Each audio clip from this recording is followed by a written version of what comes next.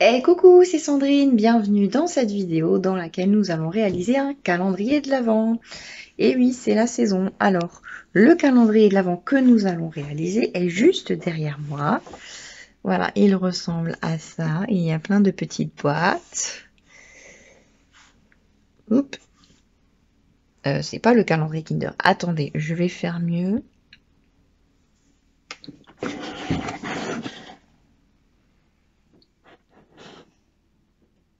Voilà, il ressemble à ça.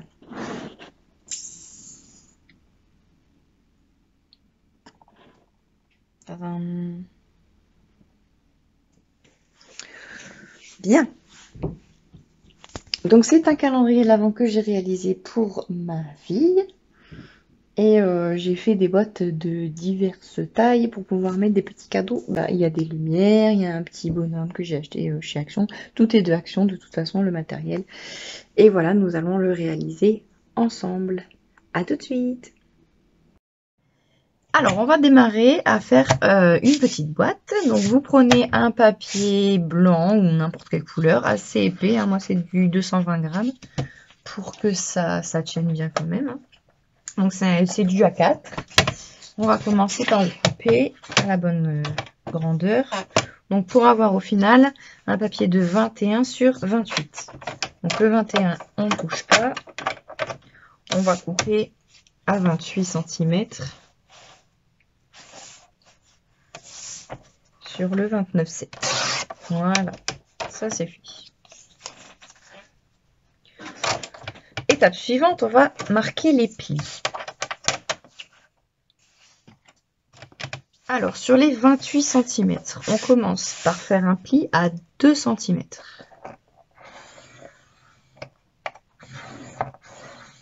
Puis à 8,5 cm. Ensuite, on retourne la feuille. On fait un premier pli à 6,5 cm. Et un suivant à 13 cm. Voilà. Sur les 21, on fait un premier pli à 1 cm.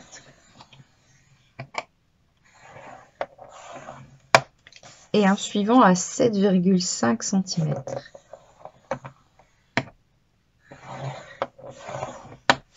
On retourne la feuille et on fait la même chose. C'est-à-dire un pli à 1 cm.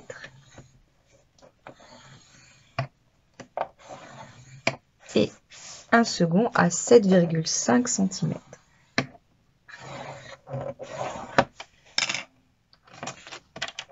Voilà. Alors, c'est après que ça se complique, mais je vais vous mettre un schéma incrusté dans la vidéo pour que ce soit un peu plus compréhensible pour vous, parce que ça va pas être facile pour moi d'expliquer. On va découper pour avoir notre schéma de boîte. Donc, on va prendre la feuille avec les 2 cm, le pli à 2 cm vers vous. On va découper les 4 premiers carrés. Donc, c'est-à-dire, je ne sais pas si vous voyez les plis à la caméra. On va découper la première ligne et la deuxième sur les 2 premières colonnes, en fait. On va découper les 4 premiers rectangles.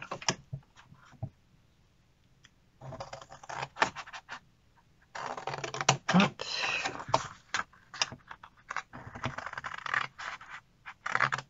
Et hop. On fait la même chose de l'autre côté.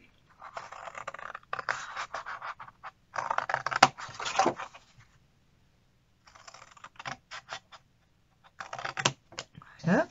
Et on a donc en restant le carré ici, le rectangle ici, et la petite languette qui va venir se plier.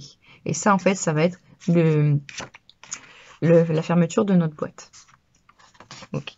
Le carré suivant, on va le découper à moitié. Alors là, on n'a pas de marque à moitié, mais c'est pour faire une languette de collage. Donc, on s'en fiche un petit peu que ce soit pas exact. On coupe à peu près à la moitié du carré, sur un seul carré. Et de l'autre côté, on va couper la totalité. Voilà. Et comme ça, on obtient notre petite languette de collage. Et on fait la même chose de l'autre côté.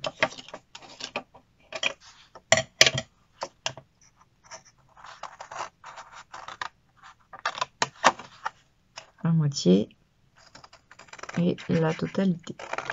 Hop. Voilà, donc pour l'instant, on a ça. D'accord? On va retourner la feuille. Et de l'autre côté, on va faire la même chose. Sauf qu'on va commencer tout de suite par la moitié du carré. Donc le premier carré, on le coupe à moitié. Et on coupe la totalité de l'autre côté.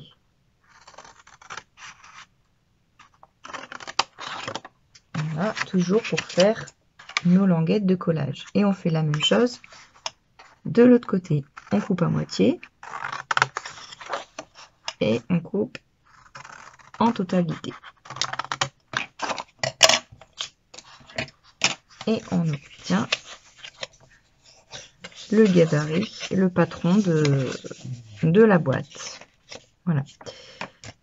On va biaiser les côtés des languettes de collage pour que ce soit plus simple à coller et surtout que ça ne dépasse pas une fois que c'est collé. Donc vous coupez simplement un petit bout comme ça pour former un trapèze. Et vous faites ça sur chaque languette de collage.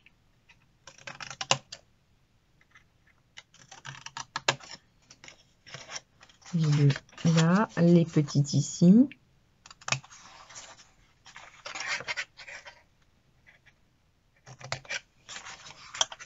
Je crois que je suis hors champ quand je fais ça. Alors, je vais essayer de me mettre bien. Pas que ce soit trop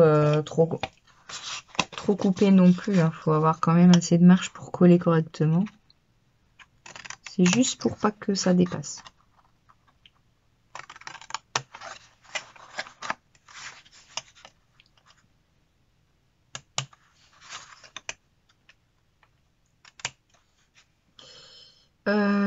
J'ai fait le tour? Non, j'ai pas fait celui-là.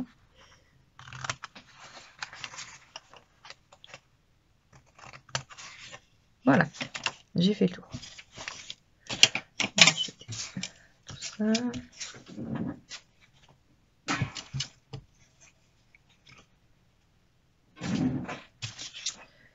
Voilà, alors, donc là, on aura notre couvercle de boîte. Et donc là, on aura... si on plie tout, on peut plier. Hein, on va plier tous les endroits avec des clips.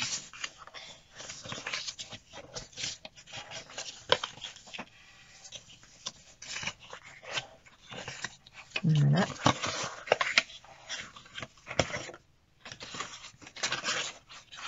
Et donc la boîte, elle se forme tout naturellement.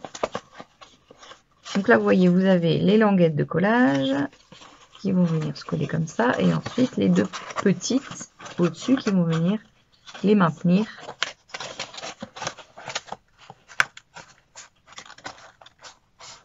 Ensemble. Donc, on aura notre boîte comme ça. Elle va se fermer ainsi. Et donc, pour rattraper plus facilement, j'aime bien faire une petite encoche. Comme ceci.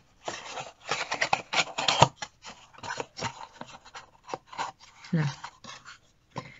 Donc c'est ce qu'on va faire. Alors moi j'utilise la perforatrice pour faire les enveloppes. Donc je marque avec une règle le milieu du carré qu'il y a ici. Fait 6 cm. Donc 3 cm. Une petite marque pour avoir le milieu et voir où je vais placer ma perforatrice. Donc je la mets au milieu. Voilà. Bah, je suis collée.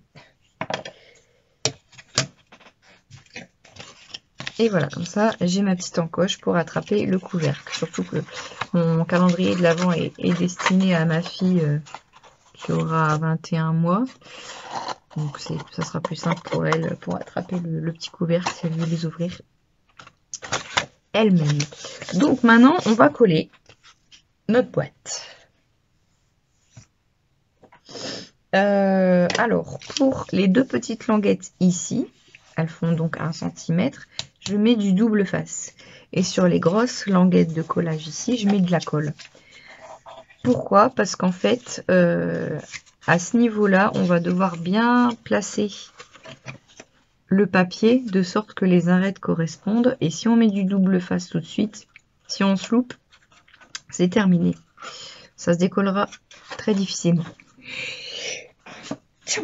Pardon. Et en fait, le double face sur la petite languette du haut va permettre, une fois que les grosses languettes sont bien installées, de venir les caler et les coller directement. Donc on va commencer par mettre le double face sur les petites languettes de 1 cm.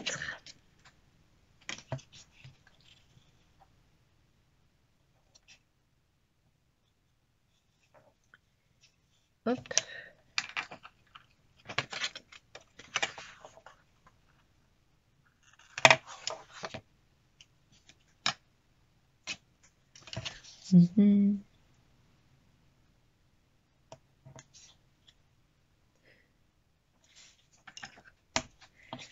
Bon, après, je vais essayer de faire en sorte que la vidéo ne dure pas 3 heures. Donc, je fais une boîte avec vous. Et ensuite, magie, il y en aura 24. Et je vous laisse faire les 24 petites boîtes. Voilà, on va mettre la colle. Donc, on a mis le double face à l'intérieur ici des petites languettes de 1 cm. Par contre, sur celle-là, il faut mettre la colle à l'extérieur. À l'endroit où elles vont venir se coller. Ah, doucement, évidemment.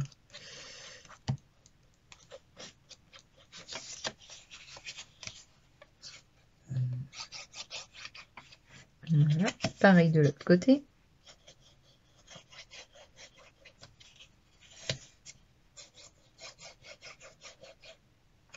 Et voilà. On peut enlever tout de suite le double face, ce sera plus simple.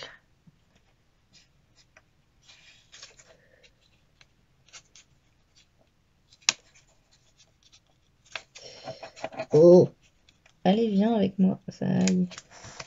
Voilà. Et ensuite, on assemble. Donc là, comme je vous ai dit, on fait attention de bien faire correspondre les arêtes de la boîte.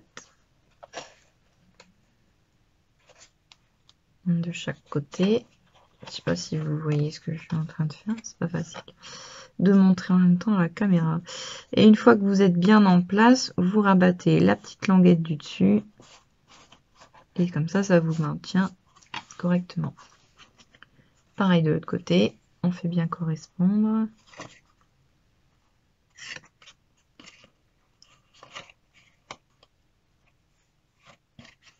Et une fois que c'est bon, il ne veut pas glisser celui-là. Ah, décidément. Voilà.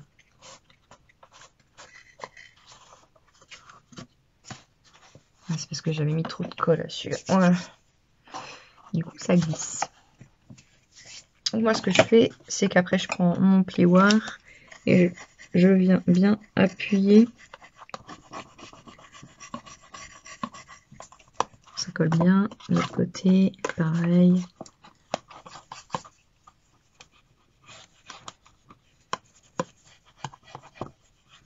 Voilà.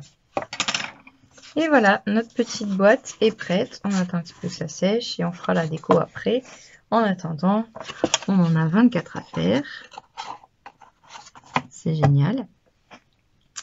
Donc, je vous laisse faire les 23 suivantes. Vous pouvez faire les mesures que vous voulez selon ce que vous avez à mettre dedans. Moi, je vais en faire un petit peu de taille supérieure parce que j'ai des petits jouets qui ne passent pas dans celle-ci. Oui, j'ai pas... Donc, en fait, elles font 6,5 sur 6,5. Et là, j'ai 6 en dessous. Sur 6,5.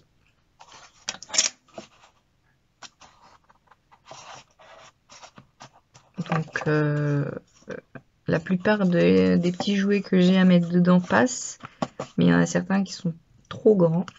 Donc, je vais faire un petit peu des boîtes un petit peu plus larges. Voilà, je vous retrouve tout à l'heure avec les 24 petites boîtes. À tout à l'heure. Bon, bah me revoilà quelques jours plus tard. J'ai enfin terminé mes 24 petites boîtes. Donc, j'en ai fait 16 petites. J'en ai fait... Où est-ce qu'elles sont? J'en ai fait 4 moyennes, 2 très grosses et 2 fines comme ça. En fait, j'ai adapté en fonction des petits cadeaux que j'avais à mettre à l'intérieur. Donc vous adaptez aussi en fonction de ce que vous voulez mettre à l'intérieur. Vous pouvez faire 24 petites boîtes normales. Moi, c'est parce que j'avais des plus grosses choses à mettre dedans. Donc, j'ai dû faire des plus grosses boîtes. Pour adapter les mesures, en fait, le schéma reste le même. La seule chose qui change, c'est les mesures à l'intérieur. Donc, si on dépasse un A4, moi ce que j'ai fait, c'est qu'en fait j'ai scotché 2 A4 ensemble pour faire un A3 pour avoir plus de marge et pouvoir augmenter les mesures des boîtes. Voilà, donc maintenant il faut les décorer. Donc moi j'ai décidé d'utiliser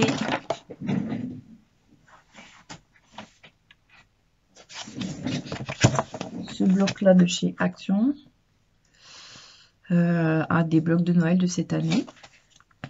J'ai découpé déjà toutes les petites cases avec les chiffres, comme ceci. Et chez Action, ils font certaines cartes, il n'y a pas les chiffres dessus. C'est écrit, voilà. C'est écrit en lettres et en plus en anglais.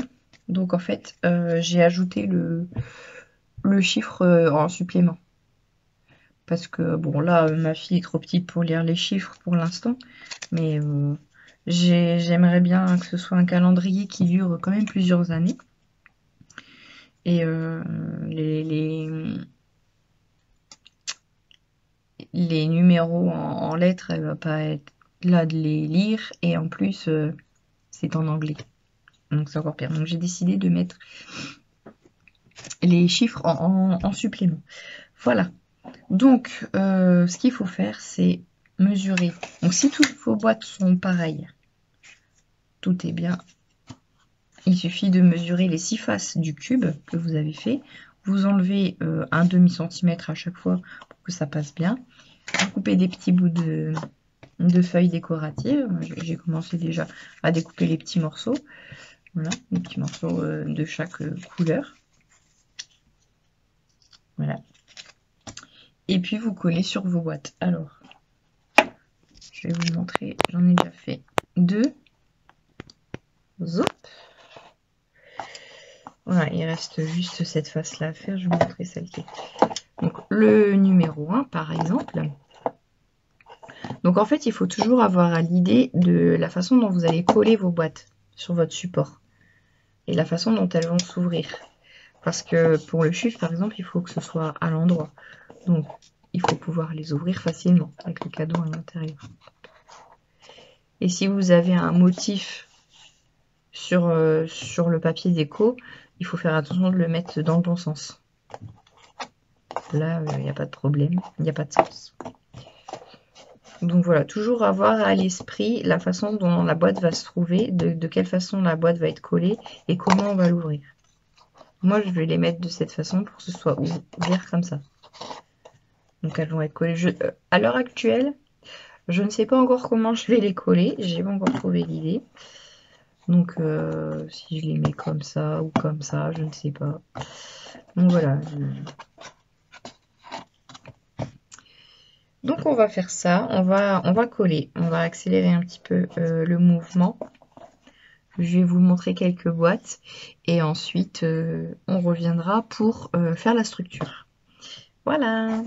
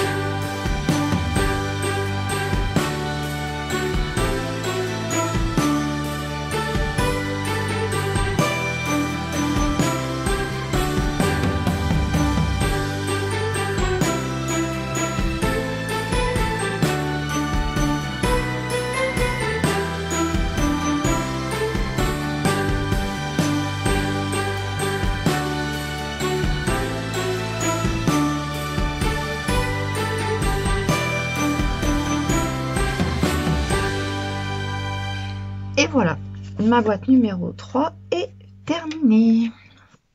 Donc elle sera positionnée de cette façon. Je préfère tout de suite décorer toutes les faces pour être sûr qu'il n'y ait pas de blanc parce que comme je vous ai dit, je ne sais pas comment je vais placer mes boîtes. Ce qui est sûr, c'est qu'elles auront l'ouverture dessus. Ça, c'est un fait. Mais après, je ne sais pas comment je vais les placer. La façon dont je vais les agencer. Donc, je préfère décorer toutes les faces. Au moins, c'est fait. Voilà. Bon, et ben, je vais faire les suivantes. Et puis, on se retrouve après. Alors, voici la structure que j'ai commencé à faire. Donc, j'ai mis ensemble des gros cartons très très épais. J'ai fait comme une couverture d'album en fait. Et je l'ai recouvert de papier assorti à mes boîtes. Et derrière, j'ai mis du blanc parce que de toute façon, il n'y aura rien. Je le customiserai peut-être les années à venir s'il tient le coup. Et donc voilà, ça va se présenter comme ça avec les boîtes collées sur le fond.